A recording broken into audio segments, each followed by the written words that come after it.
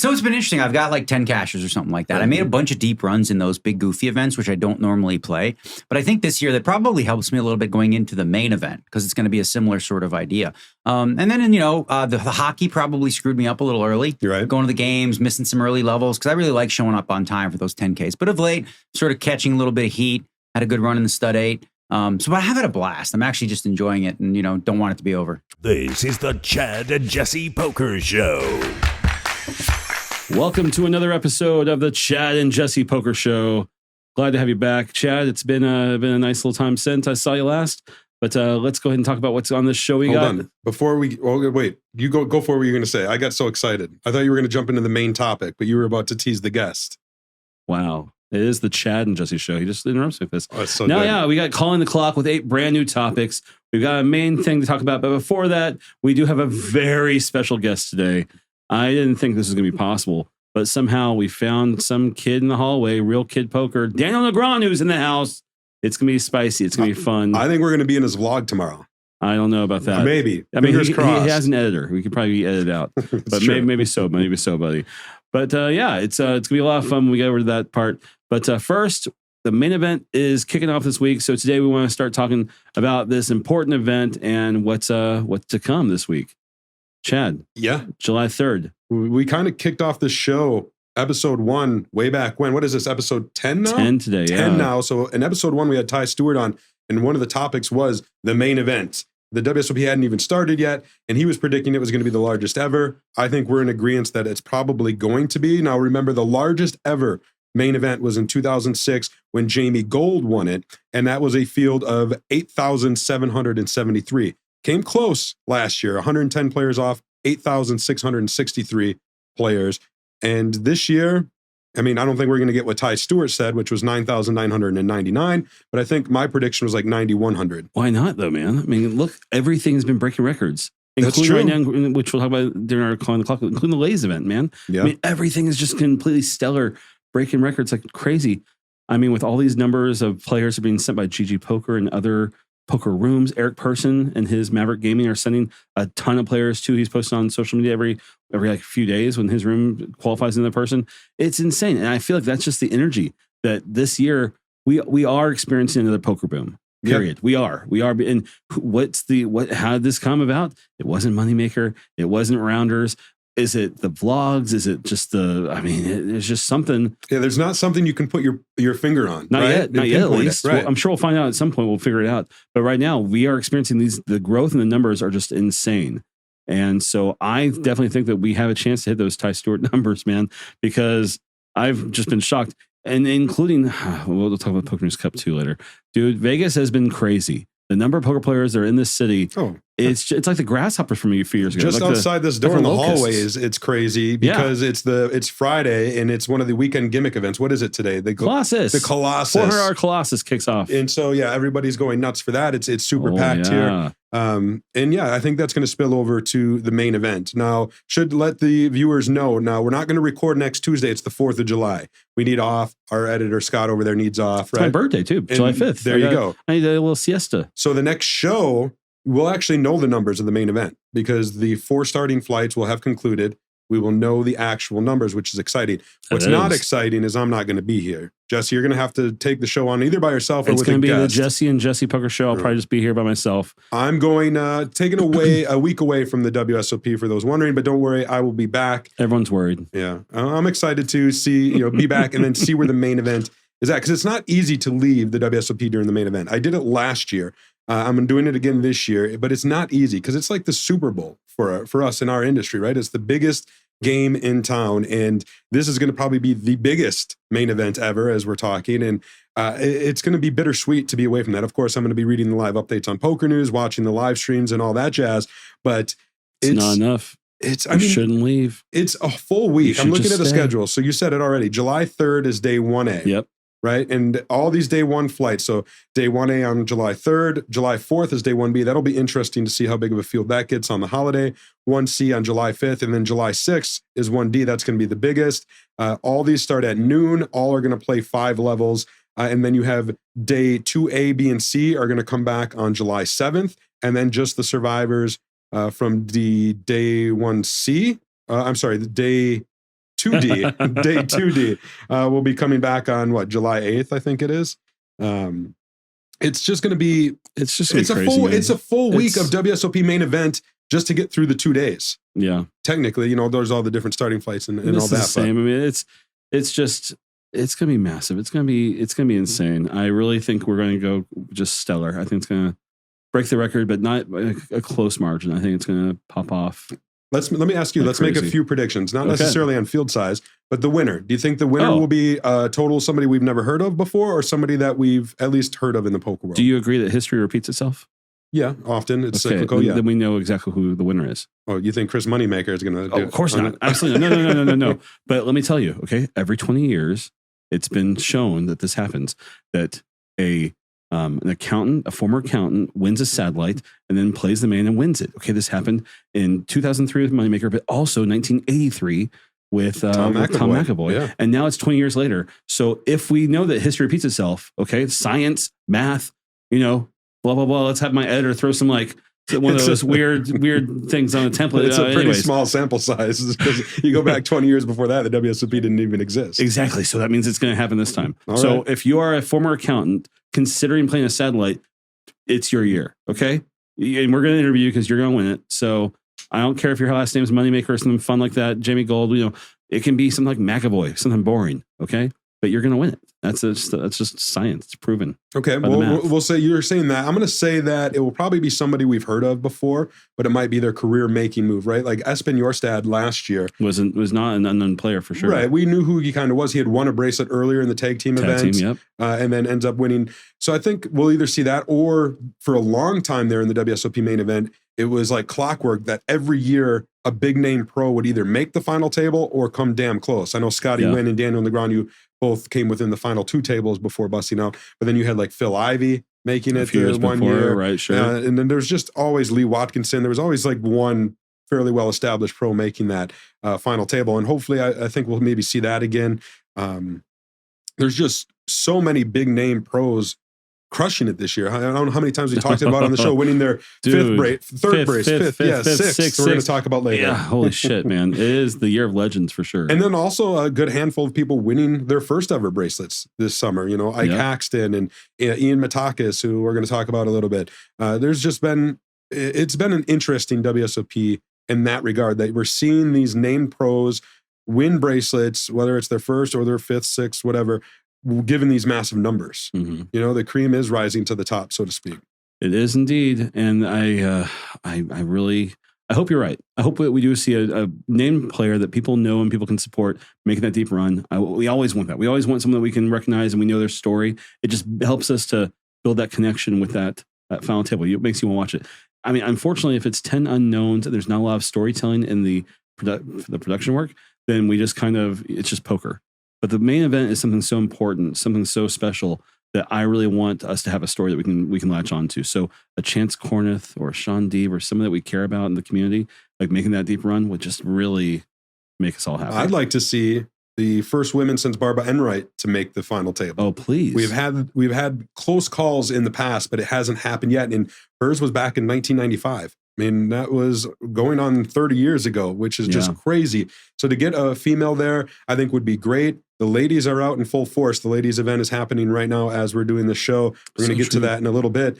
And we've also had a lot of deep runs by females in different open events throughout the summer. And so I would love to see one go deep in the WSOP main event. We said there hasn't been a poker boom, but a lot of us who have been in the industry a long time agree that if a female were to make the final table or, fingers crossed, win the main event, then that could help at least offer a little boom and appeal to a whole new demographic.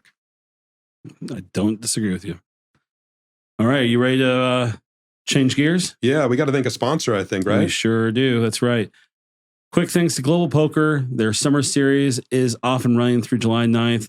Make sure to check it out. Head over to Global Poker. Use code PokerNews. It's your first time checking it out for a special gift from us, the Chad and Jesse Poker Show, Poker News, and our pals over at Global Poker. Check it out. All right. It is time for Calling the Clock, and we have 8 new segments on the board, some exciting stuff. So let's just put 2 minutes on the clock and get right to it. Jesse, Jason Mercier is back. And not only is he back, he won a WSOP bracelet. This is pretty incredible. He hadn't won one in what, 7 years? Yeah. It is, and when he won last time, he won 2 bracelets, and it's wild. I mean, I didn't even recognize him without his beard. Oh, I know. He shaved his head. He shaved his beard. Same thing. Man. It's a whole new look for him, and it's exciting. So Jason Mercier was one of the biggest names in poker. He's probably a future Hall of Famer. I think that's safe to say. Was a crusher for many years, traveling the world, playing the highest stakes, all these bracelet bets, and then settled down, got married, had some kids. I think maybe 3 now. I'm not 100% sure, but lives in South Florida. Doesn't really travel too much outside of that. Maybe plays at the Seminole Hard Rock down there,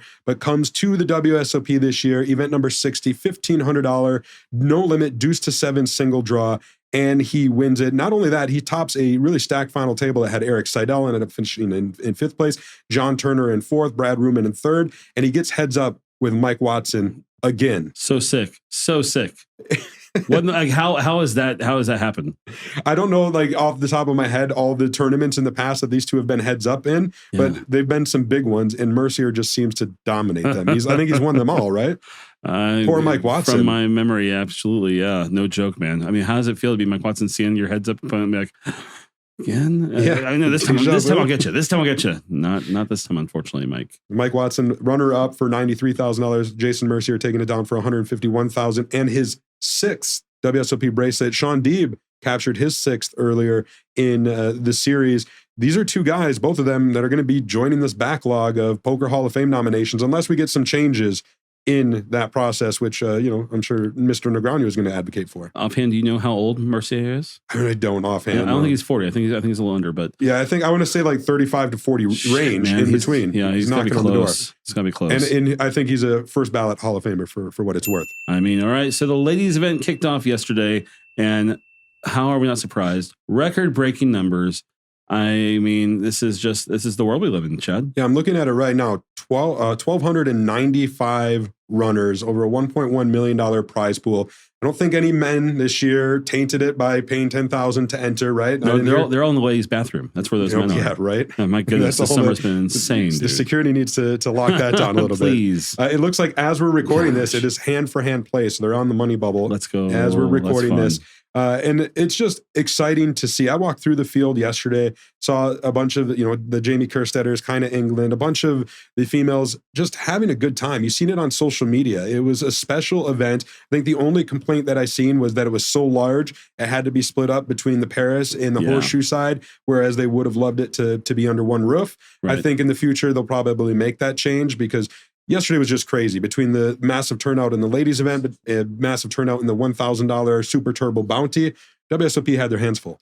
Yeah, no, I agree. Everything I've seen has been very positive, as it always is, though. Like, this is the event that so many ladies come out for, and they, it's WSOP is summer camp.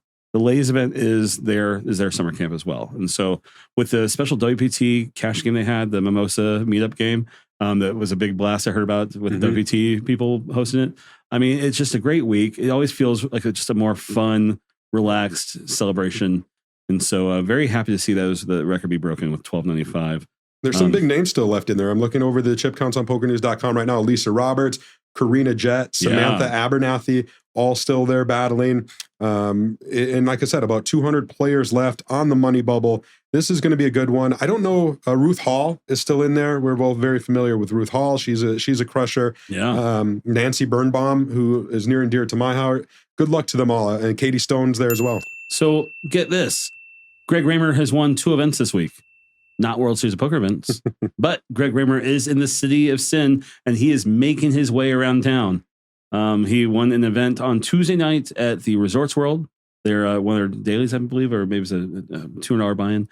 But he also picks up the Seniors Champion event yesterday at Golden Nugget. I mean, whoa, hey.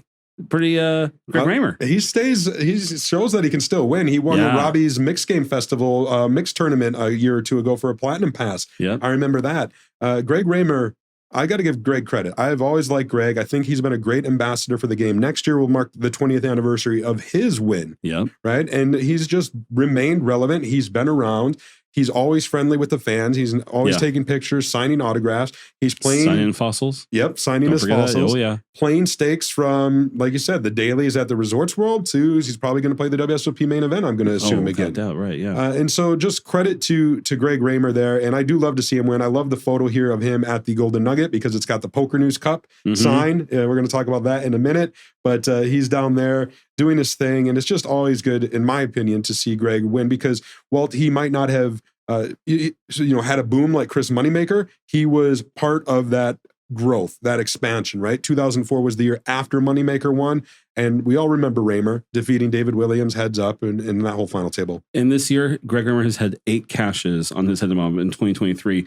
Only 2 of those are WSOP cashes, and this doesn't include the 2 we just talked about. Resorts and Golden Nugget are not on there yet. He's won at the Win. He's cashed at the Win, cashed the Gulf Coast Poker, Pearl River Poker Open, the PokerStars Caribbean Adventure, of course, and the Mid Atlantic Poker Open in Hanover. I mean, yeah, like you said, he's not shying away at all. He's definitely out there playing, and it's a lot of fun. I think it's great. So I'm happy to see him with the success, man. Yeah, me too. Well, we mentioned the PokerNews Cup, Speaking Jesse. of success. Holy I know. shit, dude. You were Holy there. Shit, I haven't been there yet. Oh my gosh. Tell him about it. Man alive. Okay, I guess it's just the mystery bounty is what we needed to do. So last year we hosted our first PokerNews Cup at Golden Nugget. $1,100 buy-in, just a no limit hold'em event with a day 2 and day 3 broadcast. $1 million guarantee. $1 million guarantee, yes. And then we hit, I think it was 1.2. It was what was cool. It was the largest prize pool ever for the Golden Nugget with its storied history. Very nice. Okay, 185 runners on day 1A. So this year our hope was to hit that, maybe a little bit more, but we kind of were worried. We were a little bit worried. There were some posters made that didn't say Mystery Bounty. It was a little like, do they know? Do they know that's a Mystery Bounty? Yes, they did, because we had 500 entries yesterday. That's crazy. We nearly tripled our day 1A from last year. We have over 300 already just an hour after it started. I just messaged when you were talking, a reporter there, because he said it was 15 minutes ago, 369 so far. Okay. So it's got to be more than that. So we're knocking on the door 400 already. We're more than likely going to hit, so we need 1,035, I think it is, to hit the guarantee. Right. It sounds like we're going to hit that today. So that means that tomorrow's day 1C is just gravy. Yeah, which is just always pouring gravy all over the biggest that. and best as it is. Oh my goodness. This could hit 2 million, dude. How sick would that be? Jesse and I are going to be down there almost daily, especially for day 2. You're going to do the envelope mystery bounty draws. I'll be doing the bounty pools. I'll do commentary on the final table. We'll do final table. I'll be commentary with you on day 3. Yeah. On day 2, I'll do feature tables, not final tables yet. And day 3. So it's going to be a lot of fun. The best part that I keep trying to tell people about is this sweat cam whole idea that we're doing, where you have an overhead camera where you pull the envelope and a camera on your face. The stream's going to be sick. If you can't make it out, please tune in with us and watch. I think we're going to have it on YouTube and Twitch. That way it can live on YouTube forever. Right. Because we want that history. While Twitch, it kind of disappears after a few months. So make sure to tune in, hang out with us, talk to Chad. He'll be in the chat. We'd love to see you guys support the PokerNews Cup. It'll be a lot of fun. Get down. Come play. Yeah. Golden Nugget, downtown. Only poker room downtown Vegas.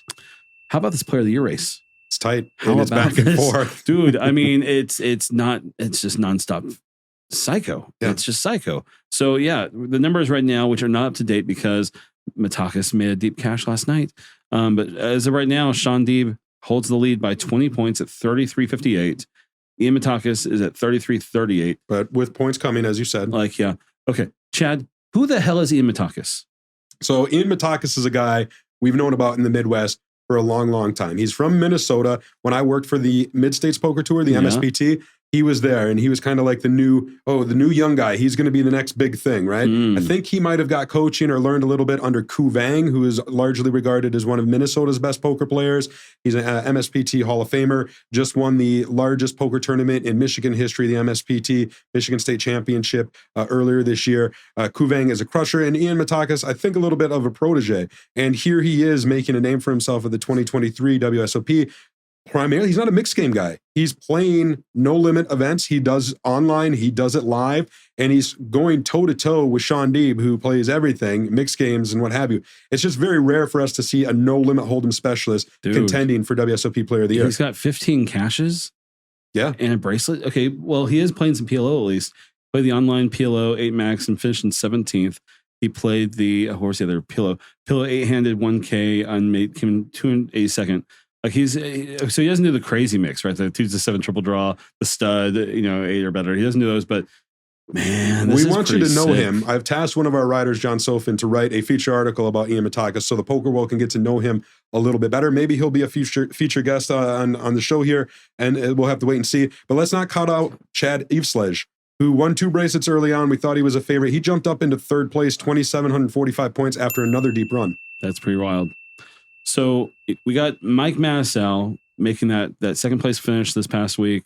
He makes another deep run, man. Another stud high-low 8 final table. Yeah, just a few days later, which was pretty impressive. Obviously, 7-card stud high-low is one of his best tournaments. His last bracelet back in 2013 was in the $5,000 7-card stud high-low 8 or better. I was there for that one. It was pretty exciting. And here he is making 2 final tables in that variant. Welty's being nominated for the Poker Hall of Fame. That's good for his cause for sure. Got to be good for his cause. Yeah. You know, I know. The way our show works is their interview with Daniel's gonna come after this, but we already had it. Just to be transparent with you guys, and let's just go ahead and say it. Daniel does not think he's gonna make it in, and I mean, I guess Daniel has a better pulse of what's going on than I do. But man, I mean, it feels like Mike's really making this year as much as he can. I think Mike.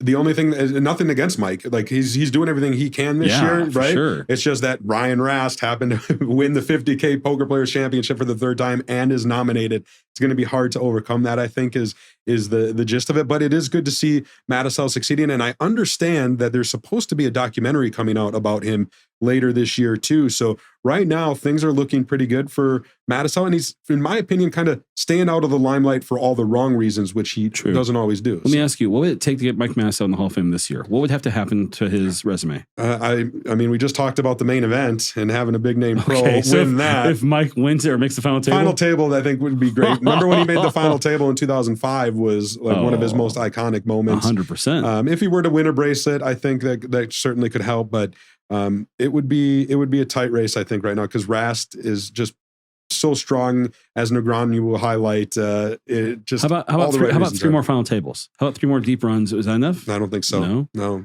not 4. this year. 4, 5? No. Okay. Wow. One bracelet worth all those. Yikes. Yeah. Okay. High stakes duel for the rematch of Doug Polk and Daniel Negreanu. Why? Well, they got to right. All eyes are on the WSOP right now, and you got to look forward in the future when you're some companies like PokerNews or PokerGo, right? And you had the high stakes duel with Eric Persson and Daniel Negreanu before the WSOP.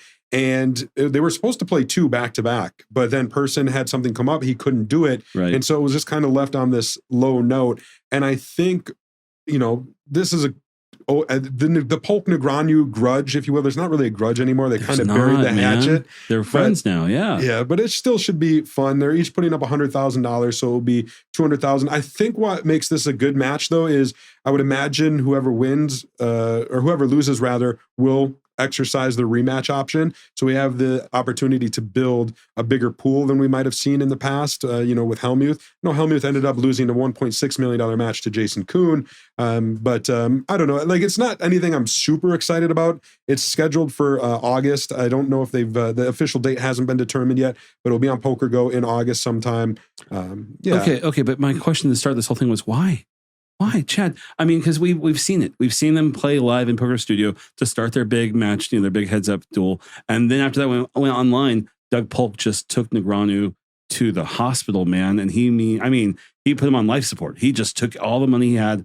And of course, it's Negreanu money. So there's never-ending supplies. But it's just like, I think you got 2 guys with 2 huge followings. Yes, of course. We need the excitement back of the high stakes duel, because this is a great show. It is a great format. I think everybody who love it. Absolutely love it. We love it when we watch it. But it's just been so much time in between episodes. Like, all right, we need to get this going a little faster, a little bigger. And I think these are 2 good candidates to do that. I hope it's good. All right, let's wrap this up with Hellmuth and D-Neg's updates. This is our 10th episode. That means this is week 5, a wrap up the week 5 of the World Series. There's only 2 weeks left, really. And we got main event as the big focus. No bracelet yet. No bracelet yet for either our guys, Negreanu or Hellmuth. No bracelet, no final tables for either of them. I mean, man, this is a different year than what we expected when we first started. What's funny is, based upon what I've seen on Daniel Negreanu's vlogs and even chatting with him as our guest today, and then what you see from Hellmuth in his social media, both seem to be in good spirits despite not, making a final table. They both feel that they're playing very well. And I think that is probably pretty accurate because they do have some results, just not the results that I think we expected. And I mean, in all honesty, we all know poker has its variance, right? Right. Like you can be on the top of your game, and because the way the cards go, it just doesn't come your way for multiple tournaments. These are MTTs. I mean, that's what this is. This isn't cash. This is just a quick session that you can jump in and out of. So what we've seen is back on June 26th, Hellmuth made another run in the deuce to 7 low draw, the 1500, finishes in 29th for 4,200. Before that was the 10K horses, which I think we talked about last time, finishing in 11th place. Over on Daniel's page, what we got? We've got... well, he had his most recent one was when I thought he was really going to break through. That was the 10K 7-card stud high-low. That's right, yeah. And he had the chip lead when there was like late 20s, 30 players left, something like that. And I'm like, ooh, I got a feeling this is going to be the one. He knows 7-card stud high-low really well. Chad's feeling was wrong, 17th place. Yeah, it just kind of fizzled there. No, you're not wrong. It's that one was a little surprising to me because I was watching on the vlog as he went. That final table is slated to play out today, so we don't know who the winner is. That was the one that Mike Matusow also had a deep run in, finishing in 9th place. So I don't know. I feel like before the WSOP is out, we need to see at least one final table from one of them. My fingers are freaking crossed, man. I wanted to see that in the last week. That'd be so good. So such a good way to end it. The main event, either of them. End it, just like we just ended calling the clock. How good is that? Man, lots of fun. Let's go ahead. Let's just bring him in, okay? Clap your hands. Start singing. We're bringing in Daniel Negreanu, Real Kid Poker. Come on in. All right, ladies and gentlemen, we are with our guest this week, somebody we're very excited to have on the show, GG Poker Ambassador Daniel Negreanu. Man, thank you for taking the time to chat with us. I know you're here before a big tournament, so we're happy to squeeze you in. Welcome to the Chad and Jesse Poker Show. Yeah, thank the fact that I always show up way early and traffic wasn't overly bad, so we can squeeze in a few minutes here to chat with the boys. Yeah, it was very impromptu, so we don't have a list of questions, but you're Daniel Negreanu. We really don't need to, right, I have Jesse? a list of questions in my head. Oh my gosh, yeah. Well, go for it. Ask him one. Okay, when's your birthday? Well, we should just chat GPT some questions, right? Oh yeah, easy game right there. That's right. Now, so tell us, how's your summer going so far? We're about a little past halfway. The main event is about to start. We watch the vlogs, both Jesse and I do every day. Yep. Obviously haven't had, the final table or the big bracelet, but in your mind, how's the WSOP going so far? So it's been interesting. I've got like 10 cashes or something like that. I made a bunch of deep runs in those big goofy events, which I don't normally play. But I think this year that probably helps me a little bit going into the main event because it's going to be a similar sort of idea.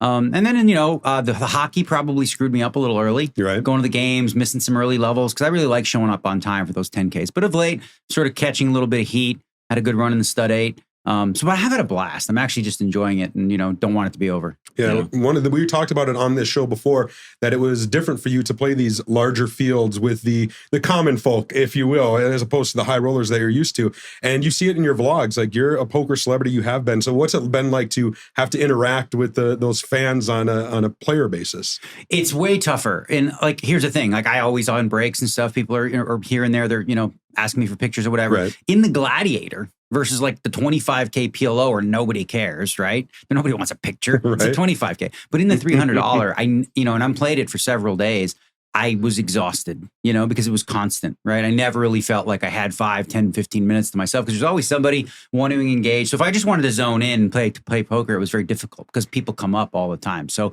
and that's to be understood. It's a $300 buy-in tournament. People look and they go, what the hell are you doing here? It's a little bit of a shock. I know one thing that you're an advocate for is finding schedules that are player friendly, right? And there's been a few things here this year, early start times, maybe play going a little late. And you've talked about it in your vlogs a little bit about maybe talking with the WSOP moving forward to make some little tweaks and changes. Well, that's the thing is they're always making little tweaks and changes to improve, taking in player feedback. I think this year they went with the day 2 restarts at 10 a.m. That hasn't been popular. Right. It's, a lot of people don't really like that idea. So maybe moving that back to 11, couple small changes to the 2 p.m.s, maybe moving them to 3. But overall, each year you look at it and you look at what worked and what didn't. So much did work this year, I think, with the schedule. There's so many different schedules within the schedule, right? You're talking about the big field Colossus type events. You're talking about the mixed game players. You're talking about the PLO players. And then you're talking about the high limit, no limit players. And you're talking about the mid stakes, no limit guys. I mean, you got to satisfy a lot of different people and make the mosaic work. Everywhere, absolutely. Yeah. Speaking of tweaks and changes, I loved your thoughts on the Poker Hall of Fame about trying to get 2 a year and then a builder every 3rd year or whatever it was. How do you think we get to that point though? Because it feels like people like you, with really high parts of the poker community, Is that enough to just have your voice out there? Listen, I've had this thought for several years, and I'm going to work really hard in the off season, if you will, to make this happen.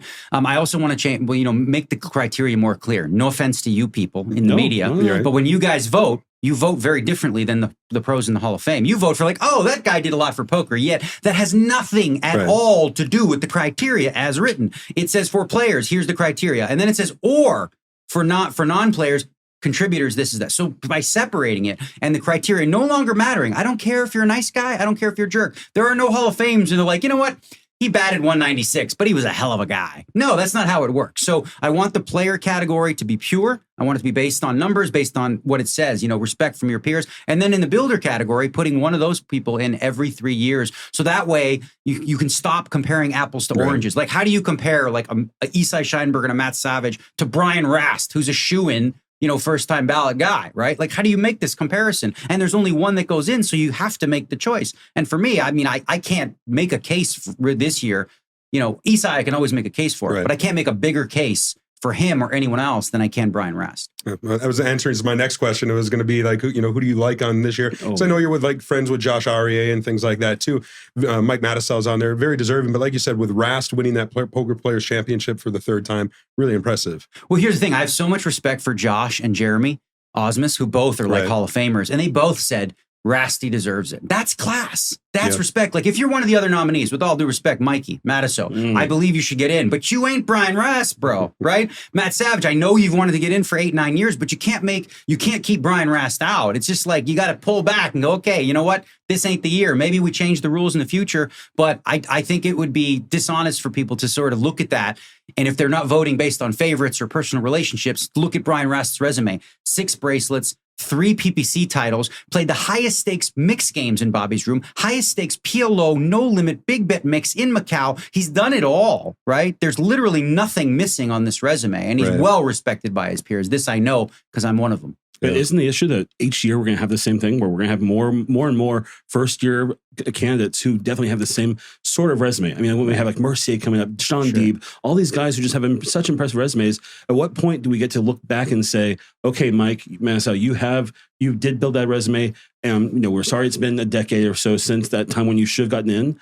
But at this point, with one person per year, we have to give it to you. And but the problem is, as we do that, it's the same thing. We just continue to build that backlog. Right. So with the current system, like, that's obviously going to be an issue. But one of the things about Hall of Fames is this: there's supposed to be a barrier, right? The whole point is there should be guys like, oh my God, this one's close. They deserve it. If you just say, well, they're good, and everyone gets in, it starts to lose a little bit of its luster. I do think that, though, you may make a good point, though. There's so many more players in the game today than there was in the 70s and 80s, right? In the 70s and 80s, one a year was plenty because there wasn't that many. Now you have players from all over the world. And frankly, in the Hall of Fame, what's well underrepresented is European players and European influence, right? We just don't have enough of that, and that's unfair. So again, my idea, and I'm going to actually, like I said, this offseason, I'm going to take a really hard stance and really try to make this happen, for next year, to really kind of, because I just don't think a lot of thought has gone into sort of the evolution of the changes. Also, the way that the Hall of Fame used to induct, you had to be a Bobby's Room player. You just had to. Tournaments were not a thing. Tournament players would go into Bobby's Room, and if they could hack it for 15, 20 years, maybe they get in. Obviously, that's changed. So I would change the criteria, saying if you dominated in online poker, if you dominated in tournament poker, if you dominated in high-stakes cash, whatever the case may be, you get in. Guys like Ray DeCargani, unfortunately, they never get nominated, but like everyone in the community knows, he's a killer. Yeah. And that's what it used to be. It used to be us deciding. You guys can sort of speculate based on numbers you see at World Series, events and stuff, but you don't have the insight to say how hard it is to play against Ray D, because you've never done it, right? Those that do, they're the ones responsible for doing the right thing in the end. And rightfully so. You called us out on our show we had a couple weeks ago when we talked about the Poker Hall of Fame and Roger Moore. Oh my God. You guys are talking about Roger Moore, James actor, Bond. I'm like, no, Roger Moore was a player, guys. He was a high-stakes pro. I was going to ask you, because that's certainly a name that a lot of people haven't heard about. Did you know him? Did you get to play with him? What do you know about him? Yeah, I started in the late 90s, and Roger Moore was a name back then. I think he's on some of the old World Series of Poker videos, like in the main events and stuff like that. But, it's funny, because after you did that, I was trying to look up a picture of him. I couldn't find one. None. Right? So then I get why you guys thought it was actually Roger Moore, but it's not. But but anyway, I listened to your podcast about, the sort of the intricacies of this, and I do think it's important now to just separate the two, right? Let's stop comparing celebrities and influencers and contributors to players. Let's keep it pure. Right. This Sunday is Doyle's memorial service, and of course, I know that you were close to him. And what are you looking forward to with this celebration? Well, like you said, it's a celebration of life. You know, Brian Ballsbog, who was my agent, him and Doyle were very, very close, as well as Jack Binion. They would have lunch every week, you know, without fail. So cool. And you know, they were very, very close. So Brian is putting a lot of effort into making this special. You know, we've got a good list of speakers that are going to share. There's going to be video tributes, and there won't be any live stream for it, but there will be something packaged that you can watch later. And I just think it's going to be an opportunity for people to sort of like, kind of give respect to a man who saw it all. You know, who is the original solver, you know, the guy who manually was dealing out hands to figure out what beats what over the long run. Like, you know, I think a lot of kids today just underappreciate, or they don't really know how big of an impact Doyle had. You know, he wrote Super System, right? That was back then. People were mad at him for that. Oh, yeah. Because you don't do that. Right. You don't share your secrets. And he says he lost money because of that. Yeah, he saw a bigger vision, though. He Right. saw a bigger vision of promoting the game to a certain degree. And, you know, it was instrumental. It's like essentially, you know, the poker Bible. With your experience around Doyle, do you have any stories that just maybe we don't know about that have just kind of been kept to yourself that you'd be willing to share? Any favorite memories? I was talking to Brian about this yesterday to share, you know, at the Celebration of Life, and I have a couple, but none of them are shareable. They are so not shareable, especially in the climate we have now. Yes. Back then they would have been. But obviously, you know, Doyle was raised in a different time and a different climate. Of course. You know, right. and the world was different 20 years ago. So there's a lot of funny stories from back then that people today probably wouldn't find as funny. But I do. Excellent. Absolutely. Good Lord. So the World Series of Poker, the main event is about to happen. Expectations are high. We had Ty Stewart in as our first guest. He thought it could get 9,999. Do you think this is going to be the biggest main event the World Series of Poker has ever seen? I do. I think it was 8773 last year. Is that correct? Sounds right. So then I have exactly 200 more than that. Okay. 8, 9, whatever that is. That's my guess is 200. I do believe that this year is going to break it. Look at the numbers across the board, not just for No Limit. Like the PLO event had something like 450 players for a $25,000 buy-in. Like Right. that's bonkers. You know, all the mixed games are up and the big field events. I think that this is a bucket list tournament for a lot of people. And I think this is the year that Jamie Gold's long-held reign of you know, winning the biggest main event will end. And GG Poker is sending a ton of satellite winners into it. Oh, yeah. Yeah, you know, that's big, right? Obviously, part of the boom that led to Jamie Gold's big number was a lot of the online site sending players, you know, and since then we've seen that wane. But this year, GG Poker made a commitment to, you know, getting a good number of players in there to add to the prize pool. Nice. So I know that you, in the past, you've traveled quite a bit, but since getting married, you really want to start staying home more in Las Vegas. With your contract with GG, do you have any plans to travel in the next 12 months or so? Anything to go out and Post WSOP? Yeah. I don't really yet. You know, during the World Series, everyone's like, what are you doing in September? I was like, I have no idea, bro. That's like a long time away. Right, yeah. You know, there is a Triton series after this a couple weeks later, and I've never been to one, and I kind of had that as every time I watch them, I get FOMO. Like, why am I not there? These huge prize pools. But yeah, I don't know. Like, it depends. Like, after World Series, I usually have a hangover that's really, I'm so depleted of adrenal glands. Like, it's a real thing that I just lay on the couch and I stare at wordscapes and I play chess mindlessly and just am a zombie. Yeah. Yeah. Well, we know you've got a day 2 to get to, so we won't take up any more of your time. Thank you for taking the opportunity to join us on the Chad and Jesse Poker Show. Good luck the rest of the summer. Good luck with the show, the Chad and Jesse Show. All Chad right. and Jesse Show. I don't know. You got to come up with a lingo. I mean, you're doing a great job right now. Shit. it's our new intro Put the right song there. out The That's Chad it. and Jesse Show. I got nothing to rhyme with that.